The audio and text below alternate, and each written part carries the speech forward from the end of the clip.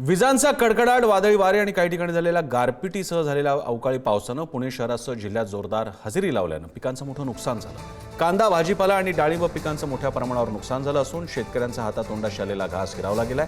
नुकसानग्रस्त भागात तातडीनं पंचनामे करून नुकसान भरपाई द्यावी अशी मागणी शेतकऱ्यांकडून होते। ज्ञानेश्वर आपले प्रतिनिधी याबद्दल माहिती देत आहेत। ज्ञानेश्वर,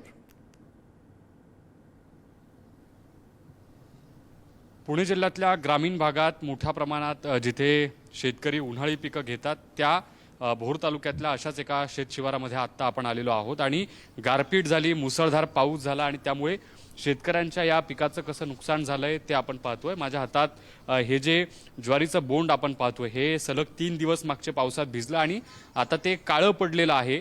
अगदी आता हे पीक काढणीला आलेलं असताना हातातोंडाशी आलेला शेतकऱ्याचा घास कसा या पावसानं अवकाळीनं हिरावून घेतलाय ते आपल्याला बघायला मिळते। या संपूर्ण बाजरीच्या फडात आपण जर बघितलं तर ही पिकं अक्षरशः काही आडवी झालेली आहेत आणि मोठं नुकसान इथल्या शेतकऱ्यांचं झालेलं आहे। फक्त या एका ज्वारीच्याच पिकाचं नाही तर काल आपण बघितलं असेल बाजरीचं देखील अशाच पद्धतीनं मोठं नुकसान झालेलं होतं आणि आता या ज्या शेतामध्ये आपण आहोत इथे कांद्याचं पीक देखील मोठ्या प्रमाणात या शेतकऱ्यांनी घेतलेलं होतं। या कांदा पिकाचं देखील कसं नुकसान झालंय गारपिटीमुळे आणि मुसळधार पावसामुळे हे आपल्याला या ठिकाणी बघायला मिळतंय आणि या सगळ्या अवकाळीनं शेतकऱ्याचे कसे हाल झालेले आहेत ते आपण या ठिकाणी बघू शकतो। अगदी काही दिवसात हा सगळा जो ज्वारीचा म्हणा, बाजरीचा म्हणा किंवा कांदा पिकाचा म्हणा उत्पन्नाच्या माध्यमातून या शेतकऱ्यांना नफा झाला असता, पण हे सगळे जे पीक आहे ते सगळं हातातोंडाशी आलेलं पीक या मुसळधार पावसामुळे कसं जमीनदोस्त झालं आणि काय नेमक्या अडचणी आहेत हे जाणून घेण्याचा आपण प्रयत्न करणार आहोत। किती दिवस पाऊस पडत होता, कुठली कुठली पिकं तुम्ही घेतलेली आहेत आणि कसं नुकसान झालंय तुमचं? आता सांगायचं म्हणलं तर पुढारीची टीम तुम्ही पहिलं आमची पाहणी करता आला ते तुमचे मनापासून आभार। पहिले पिकं म्हणजे आता ज्वारीचं पीक आहे मेन आता चालूचं, कांदा आहे, बाकीकडं मका आहेत, पावटा आहे, मग प्रत्येक पिकाचं नुकसान झालंय। आता 3 दिवस झाले सलग पाऊस पडतोय, 2-3 दिवस अंधकार आभाळ होतं।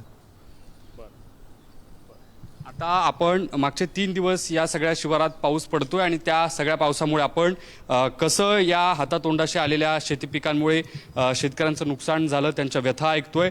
फक्त या सगळ्या भागात ही पिकं काढणीला आलेली असताना हा जो काही पाऊस झाला त्याच्यामुळे अगदी हा या कांद्याला गारांचा मार बसलेला आहे आणि स्वाभाविक जेव्हा अशा उन्हाळ्यात पाऊस मुसळधार स्वरूपात पडतो, गारा पडतात, तेव्हा असा शेती पिकांना त्याचा मोठा फटका बसत असतो आणि शेतकऱ्यांचं नुकसान होत असतं। अर्थात एकीकडे पंचनामे जरी सुरू झालेले असले तरी या पिकांमधून जे त्यांना उत्पन्न मिळालं असतं, जो नफा त्यांना शेतकऱ्यांना झाला असता त्याची भरपाई कितीही नुकसान भरपाई सरकारनं दिली तरी ती भरून निघू शकत नाही, कारण ही संपूर्ण पिकं जी आहेत ती उभी असलेली सगळी पिकं आडवी झालेली आहेत।